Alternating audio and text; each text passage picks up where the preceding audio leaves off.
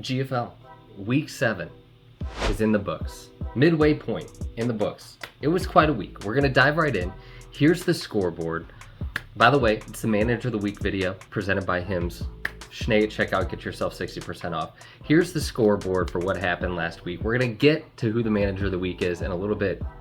Teaser, it is somebody who has won it before.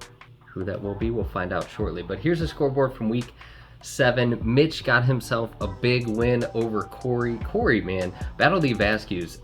This was a big game for a number of reasons. Obviously, both are kind of scrapping to find some traction. But man, Mitch really pulled through with 136, most points on the week. Corey, man, just can't catch a break. 117, good week for him. Just kind of ran into the wrong opponent at the wrong time.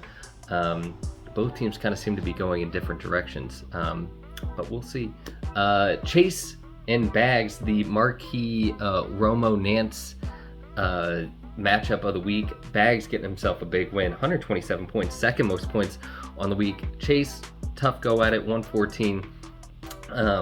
But Bags, man, Ladd McConkey. I know Bags has texted me a couple times about Ladd McConkey, but he's only scored like 6 and 7 points when he has started him. But hey, getting wins with Ladd McConkey in the lineup is good vibes. So there's that. You got me. I trounced Dan. That was pretty easy. Beat him by 40. It kind of helps when he only scores 70 points. Just wanted to point out with Dan. Dan's team actually isn't terrible on paper, but the issue is he's got a little bit of sunk cost fallacy going on with Patrick Mahomes and Travis Kelce. Patrick Mahomes right now is QB 22 on the season. He has not eclipsed 17 points on the season. His highest point total is 16 in week 3, and then everything else is like 12, 13, 14 points. He's averaging about 13 points per week. He's droppable in my mind, but you can't drop Patrick Mahomes because you drafted him in the 3rd round.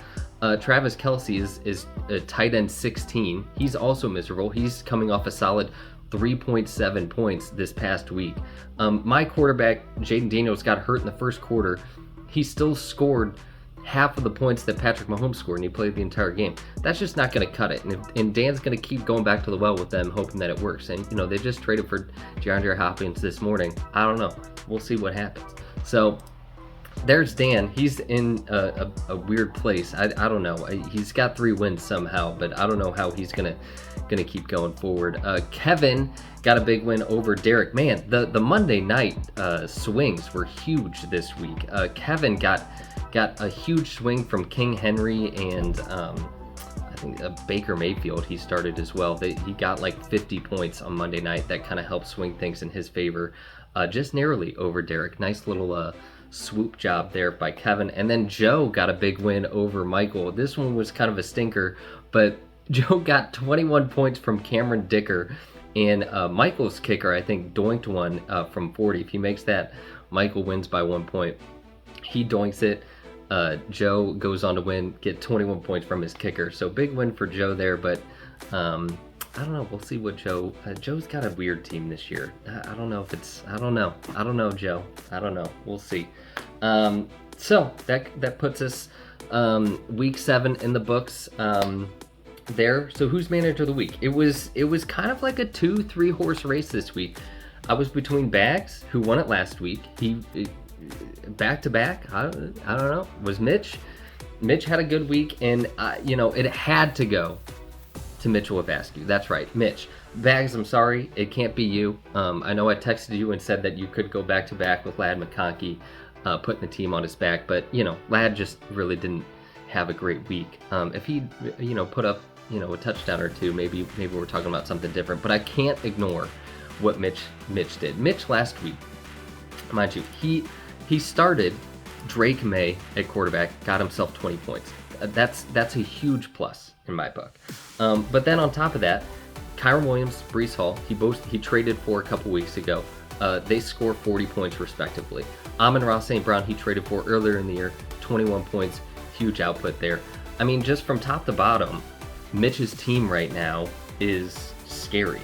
And he showed this past week why he's Manager of the Week, and why he's Manager of the Week, and then 2, he's showing why he's going to be a scary opponent as the season goes on. I don't see many holes in Mitch's team. And if he's plugging and playing Drake May, if he's plugging and playing Caleb Williams like he has in his lineup right now for this week, and they're putting in 15, 20 points, I mean, Mitch is going to be scary for the foreseeable future. And then you couple that with, his defense scoring 21 points. Obviously that helps too. But man, on paper, his team is scary. I mean, he's got Josh Jacobs on the bench. He's got Brian Thomas Jr. on the bench, who's great. So he's got 3 top 15 running backs, and then he's got 3 top 15 wide receivers on top of that, potentially.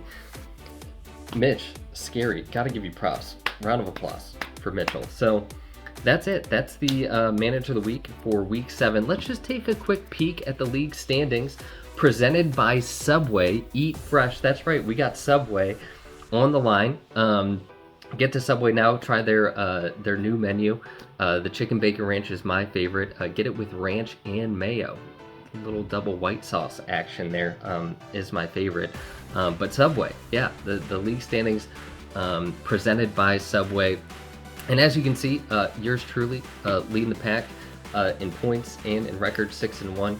You got the Dresslers sitting at 5-2 apiece. The Dresslers just killing it so far this year. Chase sitting comfortably at 4-3, and then we got the whole mass of people sitting at 3-4 and 2-5. And as it sits right now, Derek would be in the last playoff spot, even though he's sitting at 2-5. He has been putting up buckets in terms of points. Dan and Joe kind of in a little bit of a scary territory. Dan is almost 150 points behind Derek so far. So Dan's either going to have to sneak some wins or start scoring some points, and I just don't see either of those happening. So Dan's kind of in a precarious spot. Joe is like 50 points behind Derek now too. So I don't know. It's going to be interesting. The fact that Derek and Mitch are down there, I think we could see some swings as the season goes on.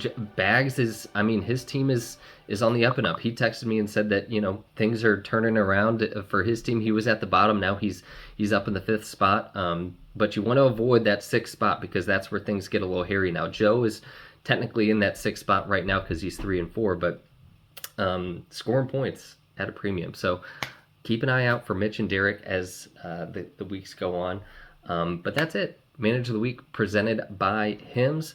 The league standings presented by Subway. That's it for the Week 7 Manager of the Week. I think this went a little bit longer than I wanted to, so I am out of here.